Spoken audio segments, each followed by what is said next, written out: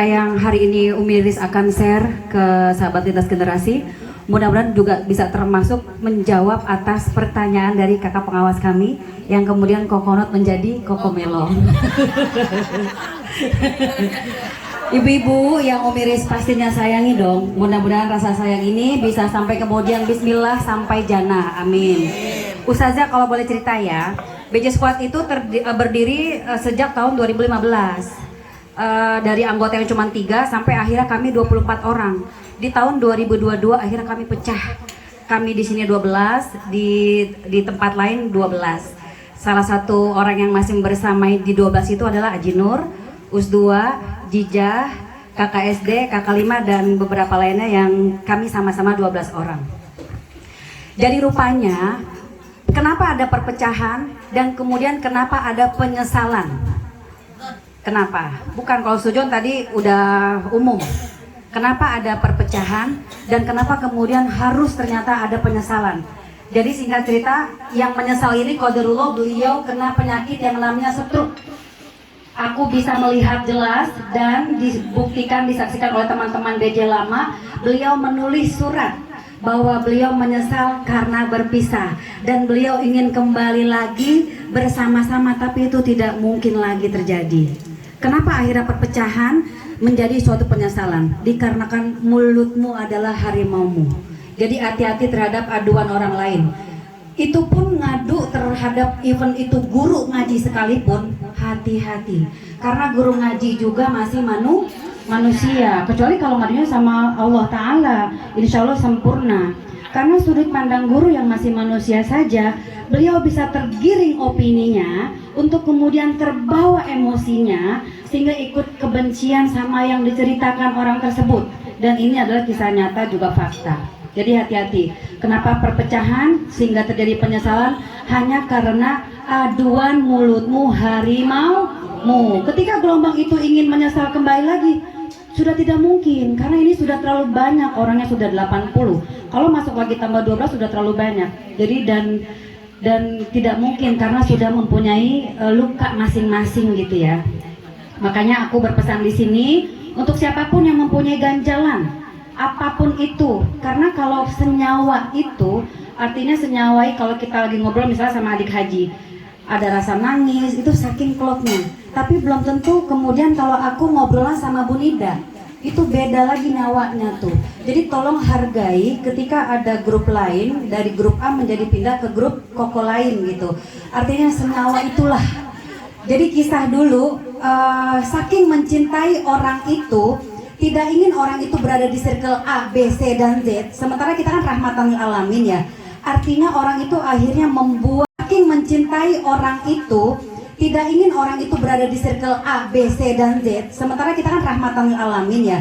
Artinya orang itu akhirnya membuat gebrakan kedengkiannya yang diperlihatkan melalui WA yang saya baca sendiri. Dan qadarullah itu terbukti dan akhirnya pecah kami. Dengan dalil bilang bahwa dia tidak boleh buat grup kecil karena dia hanya milik saya. Tolong bantu guru kami untuk membubarkan grup itu karena dia tidak boleh berada di mana-mana. Jadi saya ini hanya boleh berdiri di satu grup saja. Jadi saya nggak boleh gaul sama ini, saya nggak boleh gaul sama ini, saya nggak boleh gaul sama ini. Artinya itu nggak bisa. Kita ini kan rahmatan lil alamin. Kalau saya hanya gabung kepada Kakak Mariana saja, saya nggak akan mempunyai wawasan luas dan tidak akan bisa memotivasi siapapun yang saya punya dari pengalaman saya sendiri. Tentang depresi, tentang perbuatan kuala, tentang hal-hal buruk lainnya kan jadi bisa sounding. Jadi bisa saling mengingatkan. Kalau hanya kepada satu circle saja, di mana siar saya untuk kemudian sampai ke jannah? Gitu. Jadi maka kalau kita mau terus di lapangan hati, jaga mulut untuk tidak mengadu kepada orang lain meski itu adalah guru ngaji kita sendiri. Qadarullah setelah kejadian guru ngaji saya tiba-tiba menjat saya, menilai saya sehingga saya depresi saat itu, akhirnya beliau diguncangkan dengan karena beliau menyibukkan urusannya dengan urusan saya, akhirnya di setahun berikutnya beliau diguncangkan dengan beliau ditinggalkan oleh seluruh teman-teman di yayasan itu. Artinya bukan kita menyumpahi ya, tapi ingat hukum sebab akibat itu pasti ada, maka bijaksanalah. Kalau tidak ingin ditinggalkan, jangan meninggalkan. Dan ini pengalaman saya pribadi gitu. Jadi stop untuk ngadu, stop untuk baper. Jadi kalau ada orang menyakiti, ngebentak, ada orang misalnya kok dia nggak mau agamis, kalau saya maunya agamis. Jangan patokannya orang lain itu harus sesuai keinginan kita. Jangan nanti baper, ujung-ujungnya baper jadi nyari kubunya tuh, circle-nya yang membersamai, yang demennya sakit hati gitu sih. Mudah-mudahan 2022 sampai hari ini yang kita sudah bentuk bisa Allah sama-sama jaga percintaan tali silaturahim ini dengan dasar diawasi oleh US2 kita ini yang ada di samping kiri. Beliau tangisannya mudah-mudahan sampai ke ars ya, walau nangisnya bikin mual tapi kita beruntung karena beliau seringnya mendoakan orang lain sehingga orang lain menjadi lapang. Amin ya robbal alamin.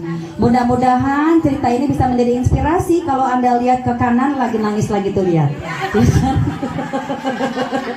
lagi nangis lagi. Jadi Masya Allah, raihlah, peluklah erat sahabat yang kayak beliau ini, karena nggak ada lagi naik bis dari sini ke Cilandak aja muntah, jadi nggak ada lagi nangis lagi. Jadi Masya Allah, raihlah, peluklah erat sahabat yang kayak beliau ini, karena nggak ada lagi naik bis dari sini ke Cilandak aja muntah, jadi nggak ada lagi jadi nggak ada lagi. Oke, demikian saya. Barangkali ada yang masih mau ditanyakan, disilakan ya sayang. Terima kasih. Baik Umi, terima kasih. Baik, sepatah dua patah kata kali ya dari Ustazah Musdalifah.